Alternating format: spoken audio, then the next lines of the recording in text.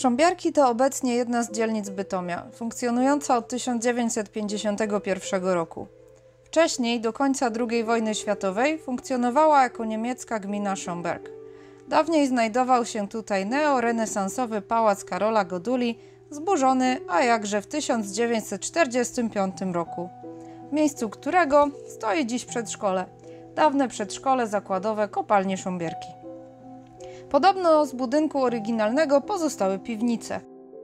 W latach 1870-1996 działała tu także kopalnia Szombiarki, której oryginalna nazwa to Hohenzollern-Grube.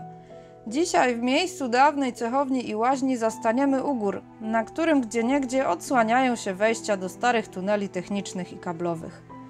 Na dawnych terenach kopalnianych zbudowano także centrum handlowe.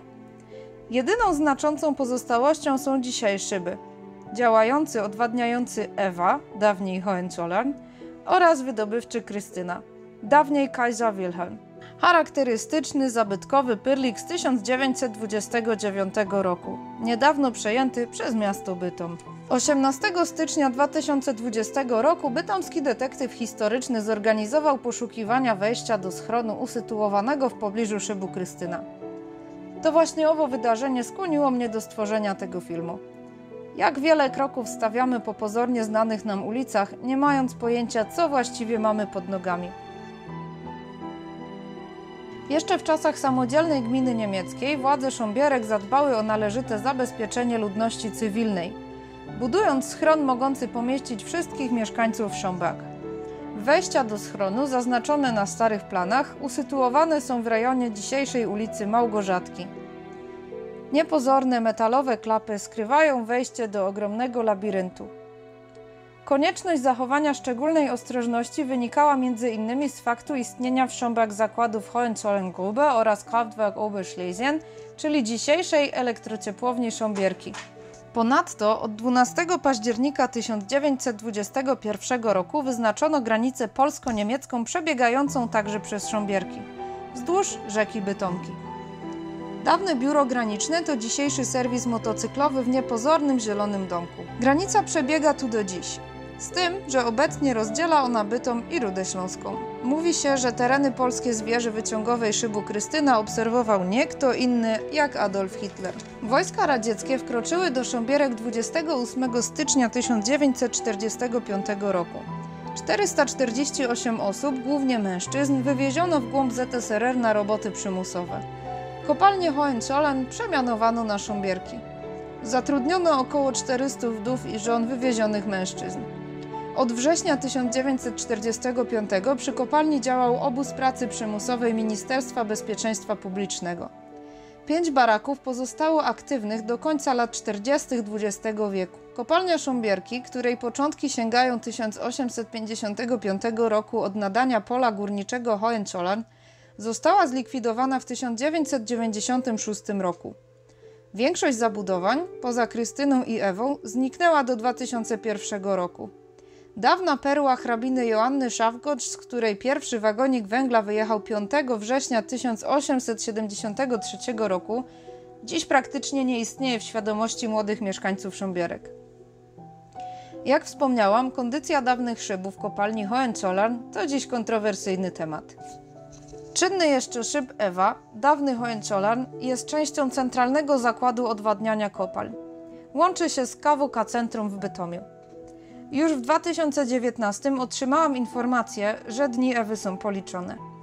Były pracownik kopalni Szombiarki opowiadał o schronie usytuowanym na głębokości 110 metrów, przeznaczonym dla niemieckich dygnitarzy. Podobno ściany były wykafelkowane. Niestety, oficjalnie o schronie nie wiadomo właściwie nic. Historię szybu Krystyna znacie dobrze z opisu na moim Facebooku. Pyrlik, któremu niedługo stuknie 100, wpisano do rejestru zabytków nieruchomych województwa śląskiego 30 grudnia 2004 roku. Stan budowli jest porażający. Niedawno przejęło ją miasto. Czy oznacza to dla Krystyny nową przyszłość? Wieża jest również popularnym miejscem wśród eksploratorów.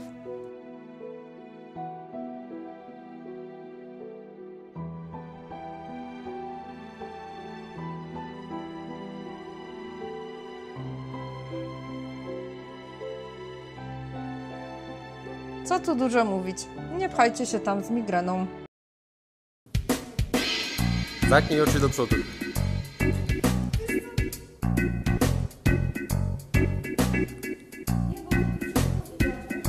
No to się nie patrz w dół.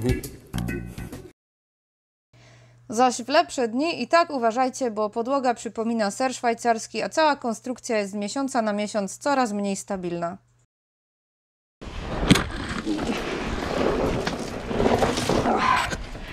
No dzień dobry. Trochę się tu pozmieniało. Chyba czas latarkę wyciągnąć.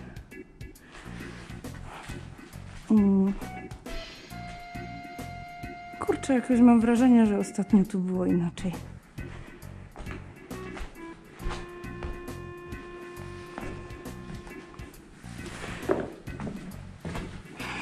Tak. Zobaczymy, jak tam koledzy sobie radzą. Łóżka skliwa. Czyli ktoś tu regularnie jeszcze bywa. O! Jesteś?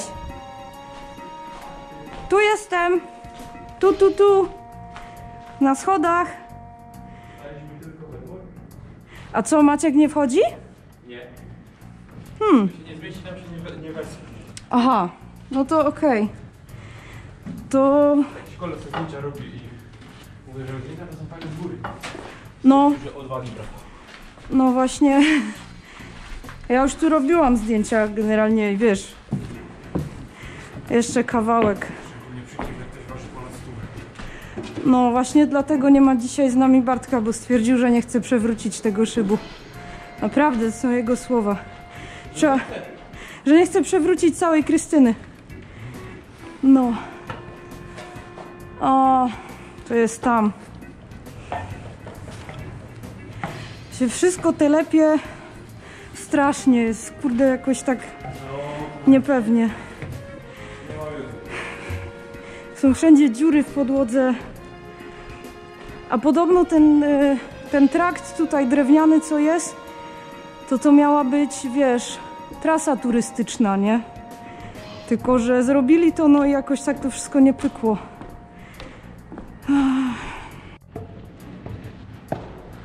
Tu jest pełno tego gołębiego łajna. Sobie tak tu tylko zejdę.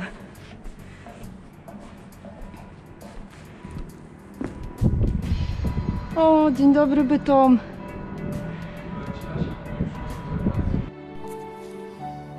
W coraz gorszym stanie są także pozostałości zabytkowych maszyn wyciągowych przedziału zachodniego z 1928 roku oraz przedziału wschodniego z 1933 roku.